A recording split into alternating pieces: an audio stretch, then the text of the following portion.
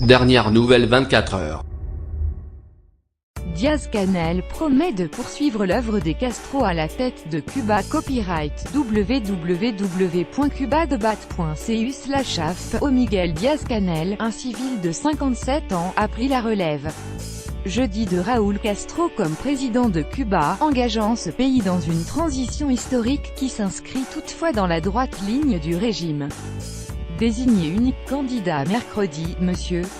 Díaz-Canel a été comme attendu élu par les députés pour un mandat renouvelable de 5 ans, avec 603 voix sur 604 possibles, soit 99,83% des suffrages, a annoncé devant l'Assemblée la présidente de la Commission nationale électorale Alina Balseiro.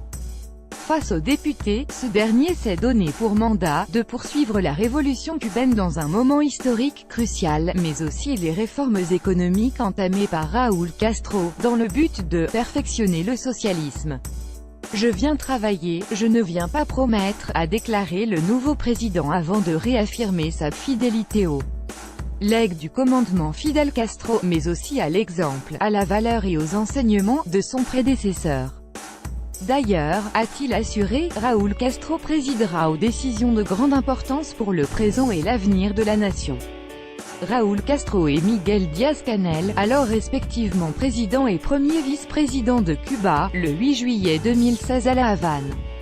Copyright Ismael Francisco www.cubadebat.cu/AF. Archive. Ce dernier, qui quitte la présidence à 86 ans après plus de 6 décennies de pouvoir exclusif de la fratrie Castro, a confirmé qu'il resterait secrétaire général du puissant Parti communiste de Cuba, PCC, jusqu'en 2021, quand il cédera les rênes du parti à son successeur à la présidence.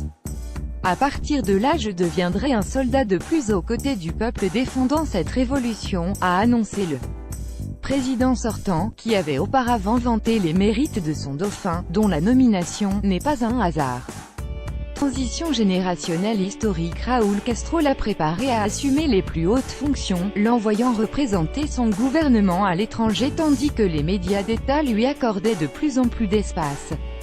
Miguel Díaz-Canel, alors premier vice-président de Cuba, lors d'une élection le 11 mars 2018 à Santa Clara, Cuba. Copyright Alejandro Ernesto POLAFP. Archive. Apôtre du développement d'Internet et d'une presse plus critique sur l'île, le nouveau président s'est peu imposé aux côtés de Raúl Castro, se donnant une image de modernité tout en demeurant économe en déclaration. Mais il peut aussi se montrer intransigeant vis-à-vis de la dissidence ou de diplomates trop enclins à critiquer le régime. Dans son discours de jeudi, il a proposé d'employer mieux et davantage la technologie, pour promouvoir une révolution qu'il a juré de défendre jusqu'à son dernier souffle. L'ère Castro à Cuba. Copyright Anela Reta AFP. Chargé de conduire une transition générationnelle historique, il sera le premier dirigeant cubain à n'avoir pas connu la révolution de 1959 et devra se forger une légitimité. Hasard du calendrier, il fêtera ses 58 ans vendredi. Son arrivée au pouvoir a été saluée par les alliés traditionnels de Cuba. Le président vénézuélien Nicolás Maduro a félicité avec enthousiasme son homologue, fidèle représentant d'une brillante nouvelle génération, qui est née, a grandi et s'est forgée avec la révolution cubaine. Le président bolivien Evo Morales a lui applaudi M.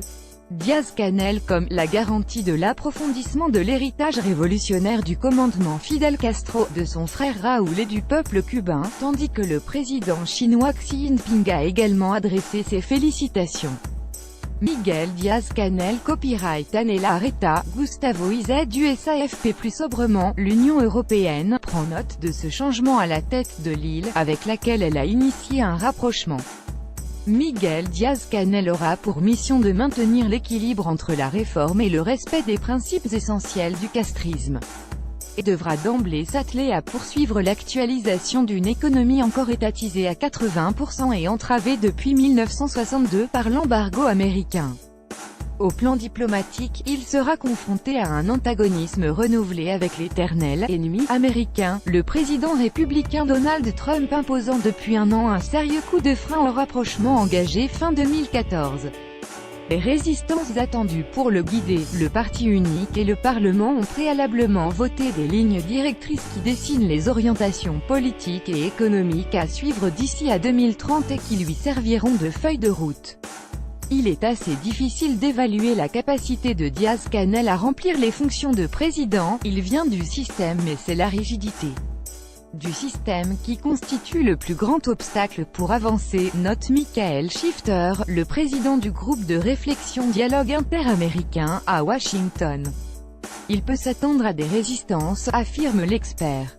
Les Castro ont écrit une histoire unique de coopération au sommet, parvenant à résister pendant près de 60 ans à l'adversité de la superpuissance américaine et à l'effondrement du partenaire soviétique, aux conséquences dramatiques pour l'île.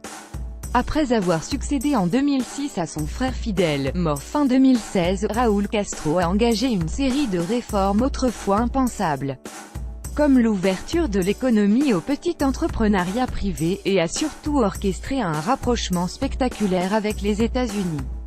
Mais de l'avis des observateurs, les réformes ont été trop timides pour relancer une économie encore largement dépendante des importations et du soutien de son allié vénézuélien en plein déclin.